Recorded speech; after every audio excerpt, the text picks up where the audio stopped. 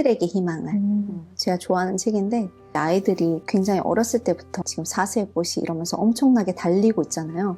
그 달리는 것의 의미를 아이들은 잘 모를 것 같아요. 왜냐하면 누군가가 시켜서 하는 것이고 그게 어떻게 보면은 그냥 일상이라고 생각할 수 있으니까. 근데 그런 애벌레들의 어떤 뭔가 목표를 모르고 계속해서 꼭대기만 올라가고 남을 쫓아가는 그런 삶, 꼭대기로 올라가기 위해서는 누군가를 짓밟고 떨어뜨려야 되는 동물들의 사회를 보면서 아이들이 조금 더 내가 살아가면서 목표를 갖고 살아가야 될까. 아직 너무 어리지만 그래도 저는 그런 게 분명히 깨달음이 있을 거라고 생각을 하거든요. 그리고 두 번째는 이제 모모인데 제가 좋아하는 책이에요. 아이들이 굉장히 시간이 없고 그 시간을 쪼개 쓰고 이러는데 그런 시간을 쪼개 쓰는 것보다 더 중요한 게 뭐냐.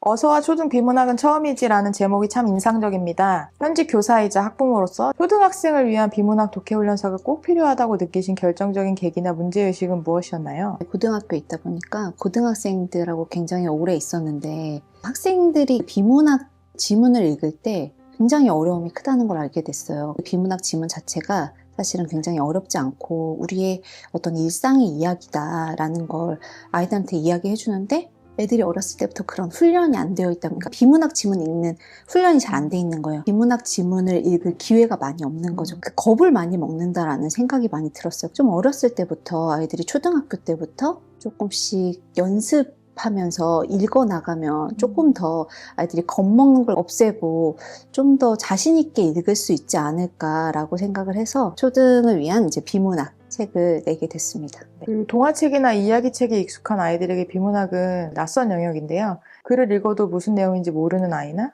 긴 글을 마주하면 머리부터 아픈 아이를 위해 특별히 고려하신 점이 있다면 무엇인가요? 우선 이제 재미를 먼저 고려했어요. 고등학교 애들 보면 재미 때문에 게임에 엄청 빠져 있거든요. 게임 잘 생각해보면 하라고 한 것도 아닌데 막 몇 시간씩 앉아서 아이들이 움직이지 않고 게임을 하잖아요. 그 책 읽기도 게임처럼 하라는 얘기를 하거든요. 비문학 독해도 게임처럼 재미있게 아이들한테 다가가면 아이들이 좀 더 쉽고 좀 오랫동안 읽을 수 있는 그런 지문이라고 생각할 수 있을 것 같아서 이런 재미를 굉장히 위주로 했고요. 일상에서 접하는 주제들 있잖아요. 초등학생들에게 맞는 주제들, AI 교과서라든지 그린워싱이나 팬덤 문화 같은 것, 이런 것들로 아이들한테 지문을 짧게 구성해서 읽는 부담을 좀 줄이고 아이들이 쉽게 내가 친근한 주제를 쉽고 빠르게 읽을 수 있는 그런 구성을 했습니다. 아이들이 비문학을 어려워하는 결정적인 이유가 무엇이라고 보시는지. 어휘나 집중력 문제도 있는데 읽기 자체를 어려워하는 것도 있지만 생각하기를 어려워한다고 생각을 해요. 비문학 지문이라고 그러면 우리가 사실을 전달하는 어떤 지문이라고 생각하기 쉬운데 그 사실 속에서 어떤 그 구조를 익히고 그것들을 파악하면서 거기에서 어떤 나만의 의미를 또 발견해내는 것이라고 생각을 하거든요. 그 단순히 내용을 그저 받아들이는 게 아니라 왜 이렇게 썼을까? 이게 나한테 무슨 의미가 있을까? 이런 것들을 좀 생각해 볼 수 있다면 좋을 것 같다는 생각이 많이 들고요. 학교 현장에서 보면 정답을 빨리 알고 싶어 하거든요. 이 비문학 지문은 정답이 빨리 나오질 않는 것 같아요. 왜냐하면 생각하는 과정이 필요하기 때문에 스스로 의미를 정리하는 과정을 답답해하고 이런 생각하는 시간의 불편함을 애들이 견디지 못하는 것. 이게 가장 큰 이유라고 생각을 하고 있어요. 교육 현장에서 문해력 저하, 쇼츠 같은 영상의 집중력 문제가 화두입니다. 책은 글로 세상을 읽는 법을 배우도록 돕는다고 했는데요. 아이들의 읽기 균형을 회복하고 사고의 폭을 넓히는데 어떤 역할을 한다고 보시나요? 애들이 이제 보는 속도는 굉장히 빠른데 이해하고 의미를 발견하는 속도가 굉장히 늦다고 생각을 해요. 그래서 영상은 감각을 되게 자극하지만 문장은 사고를 요구하잖아요. 문장을 읽을 때 생각을 많이 해야 되니까 이런 영상이 있는 시대에서 영상을 배제하지 않고 영상과 어떤 생각을 잇는 그런 징검다리가 이 역할을 할 수 있지 않을까. 이 세상을 낯설게 바라보는 그런 힘이 필요하다고 생각해요. 근데 이게 낯설다는 게 무슨 의미냐. 질문을 해야 되거든요. 이런 질문들 속에서 계속해서 읽고 생각하고 그런 과정을 통해서 또 다른 질문을 만들어내고 답을 찾는 과정에서 또 다른 주제로 확장해 가는 것. 책을 통해서 아이들이 필요하다고 생각을 합니다. 막 긴 글을 읽는 것보다 아이들이 맥락을 읽어내는 힘이 있어야 된다고 생각을 하고요. 그 맥락을 읽어내는 힘이라는 건 잘 읽는 것이 잘 생각하는 것이라고 생각하거든요. 그러니까 한 줄과 한 줄에서 넘어가면서 그게 나의 일상과 어떤 의미가 있을까라든지 어떤 의문을 제시한다든지 그런 맥락을 중시해야 된다고 생각을 하고요. 읽는 즐거움. 읽기의 즐거움을 너무 많이 빼앗기고 있다. 근데 우리가 잘 생각해보면 아이들이 어렸을 때 책 엄마한테 엄청 많이 읽어달라고 가지고 오거든요. 왜 그러냐면 그때는 되게 재밌으니까 엄마가 막 이렇게 책 쌓아놓고 엄마가 막 귀찮아하고 그런 적도 있었을 거예요. 아이들이 어렸을 때부터 이제 그림책을 읽고 좀 더 나아가서 소설책으로 이렇게 이어지는 그 구간에서의 어떤 징검다리 역할을 하는 것들이 우리 사회에 지금 많지 않다고 생각을 해요. 미국 같은 경우 영어 책들을 보면 영어 책에서는 그림책 다음에 아이들이 그림책을 충분히 읽으면 챕터로 넘어가서 아이들이 노블로 이제 천천히 갈 수 있도록 그런 구성이 되어 있거든요. 근데 저는 이제 이런 구성이 잘 되어 있는 어떤 읽기 체계가 만들어져야 된다. 초등 비문학은 처음이지가 이 아이들이 그림책을 읽고 얼리 챕터의 역할을 해준다고 생각을 해요. 소설로 이어갈 때 그 사이에 어떤 징검다리 역할을 해주면서 좀 더 재미있게 읽기에 빠져들고 잘 읽을 수 있는 그런 걸 도와줄 수 있다고 생각을 합니다. 많은 부모님이나 학생들이 다 문학은 익숙한데 비문학은 어렵다라고 말을 하는데요. 그 초등 시기에 비문학을 경험하는 것이 꼭 필요한 이유를 설명해 주실 수 있을까요?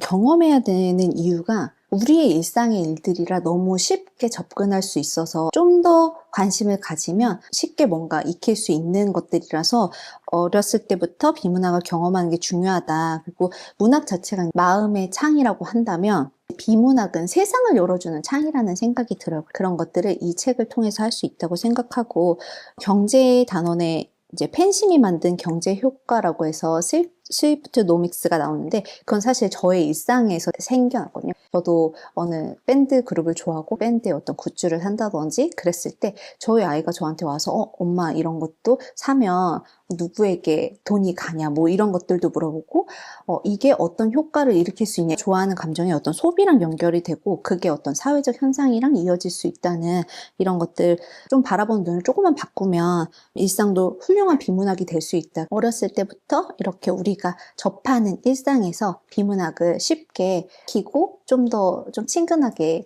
할 수 있어야 된다라고 생각을 하고 그 과학단원에서도 보면은 AI 얘기가 나와요. 우리 막 지브리 스타일로 그려줘 이런 걸 아이랑도 저도 이제 그런 걸 했는데 아이가 계속 재밌으니까 이것도 해줘 저것도 해줘 그래서 이걸 많이 하면 환경이 아파진다 막 이런 얘기를 했더니 얘가 그게 무슨 상관이에요? 이렇게 얘기를 하더라고요. 그런 것들을 설명하는 과정 아이들에게 이게 이렇게 하면 저작권에 위배가 된다라고 아이들한테 알려주는 이런 과정들이 굉장히 자연스럽게 아이에게 교육으로 다가갈 수 있기 때문에 이런 일상의 비문학 지문의 주제들 놓치지 않고 지문으로 읽어서 아이들의 사고를 발전시키면 훨씬 더 좋은 효과가 있을 수 있다고 생각을 합니다. 구성이 좀 눈에 띄는데요. 차근차근 이해하기, 똑똑하게 분석하기, 자유롭게 생각해 봅시다. 이거를 설계한 의도를 듣고 싶습니다.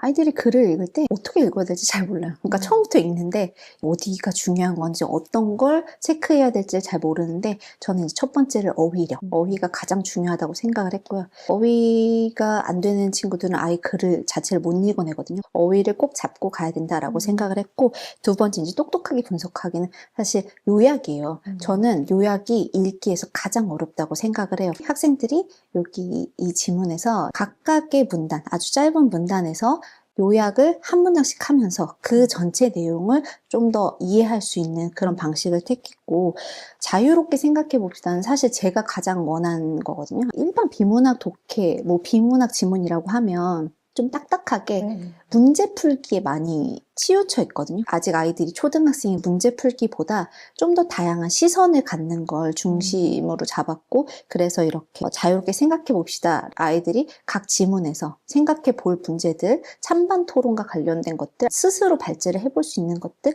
그런 것들을 좀 더 제가 뽑아봤고 그리고 나서 이제 확장 지문을 통해서 아이들이 비슷한 주제의 다른 이야기를 좀 더 사고를 하고 좀 더 배경 지식으로 알 수 있도록 그렇게 구성을 했습니다. 집필 과정에서 특별히 기억에 남는 에피소드나 학생들의 반응이 있었나요? 좀비는 실제로 존재했다라는 이야기를 저희 아이가 듣고 깜짝 놀라더라고요. 영화에서 좀비 나오는 영화를 봤는데 엄마 그게 상상 속의 것이 아니라 실제로 역사 속에서 있었던 일이라고 하면서 굉장히 궁금해하고 재밌어했고 부두교의 주술과 관련이 있다라는 얘기를 했더니 그런 것들에 대해서 굉장히 더 깊이 알고 싶어 하더라고요. 그 연결되는 어떤 또 다른 호기심을 자극하는 그런 이야기였던 것 같고 한강 작가의 노벨상 수상에 대한 것도 학교 아이들한테 그런 얘기를 막 했으면 이제 문학적 성과가 어떻고 이런 얘기를 했을 때 노벨상 상금은 얼마냐, 세금을 내냐 이런 이야기를 막 하는 걸 보면서 이런 문학이 경제랑도 또 연결이 되는 거잖아요. 그래서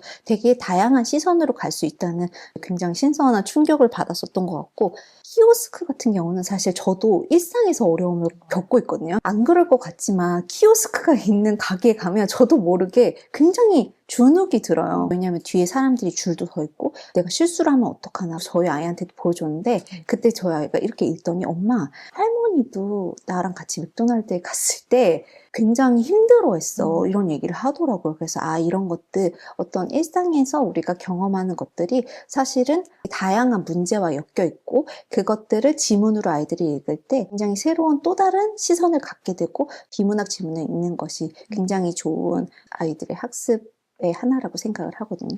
그냥 읽고 끝나는 게 아니라 스스로에게 질문을 던지는 책이라는 메시지가 담겨 있습니다. 뭐 기술은 모두에게 이로울까? 과거의 사건은 오늘날 우리에게 어떤 교훈을 줄까? 같은 질문을 던지는 것이 이 책의 가치라고 하셨는데요. 아이들의 사고력 확장에 가장 큰 변화가 생긴다면 무엇일까요? 질문이라고 생각해요. 학교에서 수업할 때도 가장 중요하게 생각하는 게 질문이거든요. 질문을 왜 안 하냐? 잘 몰라서 그러거든요. 잘 알고 있는 내용을 아이들과 이야기를 하면 질문이 막 쇄도해요. 책을 읽을 때도 마찬가지예요. 재미있고 쉽고 이런 책을 읽으면 애들이 질문을 많이 하거든요. 근데 어려운 책을 읽으면 질문을 아무도 하지 않아요. 질문하는 힘이 굉장히 중요하다. 질문이라는 건 사실 잘 알아야 되고 그 안에서 자기 나름대로 이것들에 대한 비판적 시각이 있어야 되거든요. 이 책을 통해서 이제 아이들이 질문을 던지는 습관을 들일 수 있게 된다. 질문에 대해 답하다 보면 그 질문에 대해서 또 다르게 생각할 수 있고 확장 질문에서도 비슷한 의미로 이런 질문도 해볼 수 있겠네라고 생각할 수 있을 것 같거든요. 질문하는 이런 능력을 좀 더 키울 수 있을 거라고 생각을 해요. AI 시대에서 더 많이 중요한 것 같아요. 그러니까 AI를 사실 사용하지 말라고는 말을 못 하겠어요. 왜냐하면 너무나 지금 많은 우리의 삶을 잠식하고 있고 저희도 사실 업무를 하면서도 막 기획안 같은 걸 쓰거나 이럴 때 도움을 많이 받는단 말이에요. 애들이 쓰지 않는 것이 아니라 이걸 잘 써야 된다. 제가 얼마 전에도 애들한테 이제 독후감 써오는 얘기를 하면서 AI의 도움을 받을 수 있다. 하지만 비판적으로 생각해라. 질문을 많이 해야 된다. 이게 맞는지 틀리는지 또 다른 질문을 해라. 그런 얘기를 아이들한테 했거든요. 저는 AI 시대에서도 우리의 뭐 일상을 인공지능이 어떻게 하지 않을까 이런 걱정을 하기보다 이 AI를 잘 써서 잘 쓰기 위해서는 어떻게 해야 되냐. 계속해서 비판적으로 생각하고 질문해야 된다. 그런 질문의 힘이 굉장히 큰 앞으로의 능력이 될 거라고 생각을 해요. 이 책은 중학교 진학 전에 문해력과 어휘력 기초 연습을 돕는다고 했습니다. 학부모님들이 이 책을 아이와 함께 하루 30분 어떻게 활용해야 가장 효과적일까요? 교사들에게 어떤 의미가 있을까요? 오래 하는 건 안 된다고 생각해요. 애들이 이제 오래 하면 다 지치고 힘들어하기 때문에 30분 정도는 초등학생이 집중할 수 있는 시간이다. 엄마와 함께. 그래서 10분 정도는 아이들하고 지문을 같이 읽었으면 좋겠어요.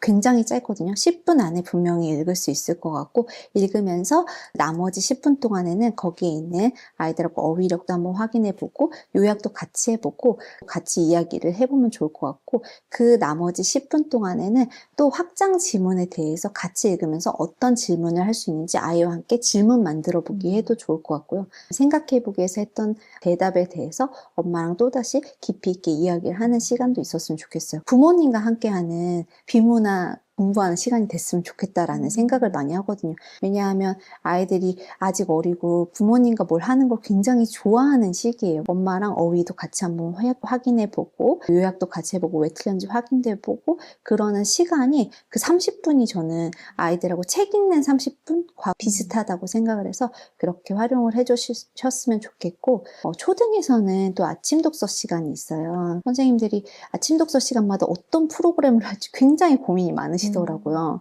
이렇게 아이들하고 요일을 정해서 뭐 화요일하고 목요일날은 비문학 지문을 읽는 날. 그래서 아침에 지문을 읽고 서로 그 질문에 대해서 자기 생각 써보기, 세 줄 써보기 이런 것들을 해보면 되게 좋을 것 같다는 생각을 했어요. 그날 있었던 어떤 이슈나 연결해서도 할 수 있을 것 같아요. 아이돌 그룹과 관련된 뉴스가 나왔다면 그 이야기를 해주시면서 자연스럽게 팬덤 문화에 대해서 이야기를 할 수도 있을 거고, AI 교과서를 아이들이 실제로 사용하다가 이 AI 교과서의 문제점이 뭘까라고 애들하고 이야기를 해볼 수도 있는 것이라서 되게 일상에서 쉽게 찾을 수 있는 그런 질문들이 많이 들어있기 때문에 좀 더 잘 활용하실 수 있을 것이라고 생각해요.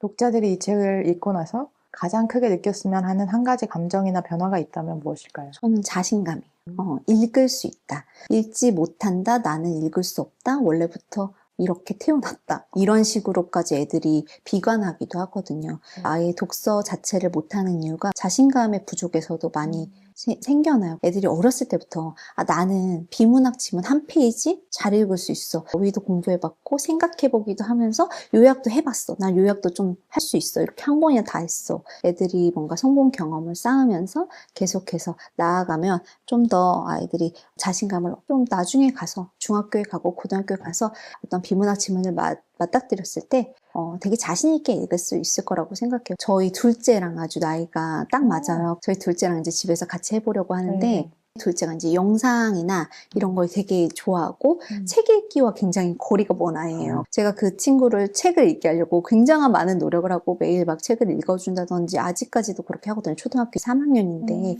우리 아이가 어떻게 하면 비문학 지문을 읽을 수 있을까에서 가장 초점을 둔 것도 자신감을 갖고 읽을 수 있게 해야 되겠다. 그런 게 가장 초점이 됐거든요. 흥미로운 주제로 쉽고 재밌게 짧고 간단하게 아이들이 접근할 수 있도록 했고, 아이들이 그런 자존감을 많이, 나는 잘 읽어, 나는 읽기를 좋아해, 비문학 지문은 어렸을 때부터 해봤어, 이런 자신감을 가졌으면 좋겠어요. 초등 아이들에게 추천하는 책 3권만 알려주시면 좋겠습니다. 꽃들에게 희망을. 제가 좋아하는 책인데, 아이들이 굉장히 어렸을 때부터 지금 4세 꽃이 이러면서 엄청나게 달리고 있잖아요. 그 달리는 것의 의미를 아이들은 잘 모를 것 같아요. 왜냐하면 누군가가 시켜서 하는 것이고 그게 어떻게 보면은 그냥 일상이라고 생각할 수 있으니까. 근데 그런 애벌레들의 어떤 뭔가 목표를 모르고 계속해서 꼭대기만 올라가고 남을 쫓아가는 그런 삶, 꼭대기로 올라가기 위해서는 누군가를 짓밟고 떨어뜨려야 되는 동물들의 사회를 보면서 아이들이 조금 더 내가 살아가면서 목표를 갖고 살아가야 될까? 아직 너무 어리지만 그래도 저는 그런 게 분명히 깨달음이 있을 거라고 생각을 하거든요. 그리고 두 번째는 이제 모모인데 제가 좋아하는 책이에요. 아이들이 굉장히 시간이 없고 그 시간을 쪼개 쓰고 이러는데 그런 시간을 쪼개 쓰는 것보다 더 중요한 게 뭐냐? 양질의 시간. 나에게 정말 휴식을 주고 도움이 되는 그런 시간을 확보하는 것. 그래서 아이들이 너무나 일상에서 학원이나 이런 것들 뿐만 아니라 자기 스스로를 휴식을 줄 수 있는 그런 시간들을 마련해 보라고 좀 격려하는 의미에서 모모를 추천하고 싶고요. 나머지는 이제 기억 전달자라는 책이에요. 기억 전달자는 고등학생들한테 저는 많이 추천을 해요. 왜냐면 무기력한 애들이 되게 많거든요. 저한테 한 얘기가 선생님 다 정해져 있으면 좋겠어요. 대학도 정해져 있고 직장도 정해져 있고 제가 오늘 먹을 밥도 정해져 있고 부모님도 정해져 있어서 언제 돌아가시고 이런 것까지 모든 게 다 정해져 있는 사회면 좋겠다. 선택하고 싶지 않다. 괴로움이 큰 거죠, 아이들이. 지금 입시랑 맞물려서 아마 그런 것들이 클 텐데 저는 그런 아이들한테 이제 선택하는 것에 대해서 자기의 선택이 얼마나 중요한지, 선택을 했을 때 오는 고통도 있지만 그 선택을 하고 자기가 이겨나가면서 느끼는 어떤 또 다른 감정이 있다. 그런 것들을 이 기억 전달자를 통해서 좀 읽어봤으면 좋겠다. 그래서 주인공인 조너스가 기억 전달자로서 역할을 이제 받으면서 기억을 이제 자기가 갖게 되거든요. 옛날의 기억, 색깔, 이런 거, 감정 이런 걸 다 느끼게 돼요. 원래는 느끼지 못했지만 그런 걸 느끼면서 자기가 진짜 살아가야 될 세상이 어떤 세상일까? 아무것도 모르고 남들이 시킨 대로 다 정해진 대로 살아가는 게 진짜일까? 아니면 내가 정말 생각하고 선택한 삶을 사는 게 진짜일까? 이런 것들에 대해서 초등학교 고학년 정도면 생각해 볼 수 있다고 생각하거든요. 책을 추천해주고 싶고 그래픽 노블도 나와 있어요. 제가 두 책을 다 읽어봤는데 그래픽 노블이 저는 훨씬 좋았어요. 아무것도 모르고 사회가 시키는 대로 살아갈 때는 흑백이에요. 어떤 기억을 전달받고 감정을 느끼기 시작하면서 컬러로 바뀌어요. 근데 저는 그때 그 책에서 느끼지 못한 어떤 그런 엄청난 희열 같은 거, 이런 거였어? 이런 걸 책에서 좀 못 느꼈던 걸 느꼈던 것 같아서 좀 더 쉽게 그래픽 노블로 읽으면서 그런 감동, 감정도 좀 전달받았으면 좋겠어요. 아, 네.